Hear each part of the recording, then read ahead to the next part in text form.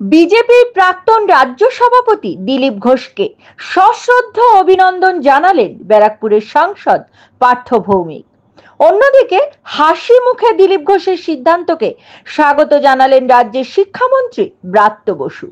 কি বললেন তারা, দেখে নেব এই কালের সেই বিশেষ প্রতিবেদন।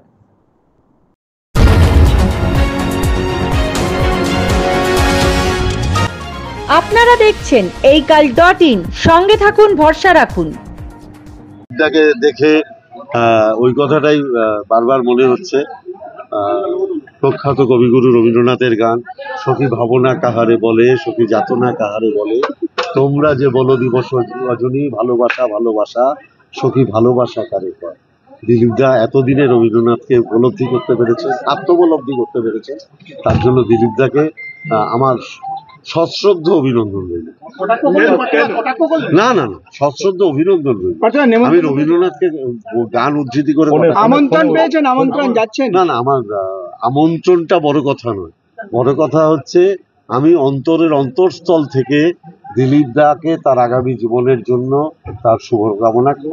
এবার কি পাল্টে যাওয়া দিলীপ দাকে দেখা যাবে? বিভিন্ন জায়গায় দেখা গেছে তার আচরণ, যে রূক্ষ আচরণ, বিভিন্ন জায়গায় দেখা গেছে যে মহিলাদের নিয়ে বাজে মন্তব্য করতো, সেটা কি চেঞ্জ হবে মনে হচ্ছে রাষ্ট্র পরে? দেখুন, এটা দিলীপ দার সম্পূর্ণ ব্যক্তিগত বিষয়। আমি আজকে রাজনীতির বৈরিতা, রাজনৈতিক যুদ্ধ এর মধ্যে যাব না। আজকে এটা দিলীপ দার ব্যক্তিগত জীবনের প্রশ্ন, এটা তো দলের প্রশ্ন নয়। ব্যক্তিগত জীবনে দিলীপ দার এই নতুন ইনিংসকে আমি স্বাগত জানাচ্ছি। আমি তার আগামী দিনগুলো যাতে খুব ভালো করে কাটে, আমি তার অনুজ হিসাবে আমি সেই শুভ। যদি বলেন আমি বলবো বালাই ষাট। কেন? আরে কি মুশকিল, 60 জাস্ট নাম্বার। উনি কোন বয়সে কাকে বিয়ে করবেন এটা একদম ওনার ব্যক্তিগত জীবন। আমন্ত্রণ জানিয়েছে আপনাদের এত কৌতূহল কি জানে বুঝতে পারছি। রাজনৈতিক জীবন কতটা এগোবে, মানে এটা কি রাজনীতিক জীবন কি কোনো থাকবে বিয়ের পর, জীবনের পর? এখন যারা মানে অবশ্যই জর্জ মুর একটা কথা বলেছিলেন, পৃথিবীর যাবতীয় সংস্কারক হচ্ছেন অকৃতদার। পৃথিবীর খুব বড় বড় মানুষেরা আমরা দেখবো যারা সমাজকে পাল্টে দিয়েছেন, তারা জীবনে অকৃতদার থেকেছে।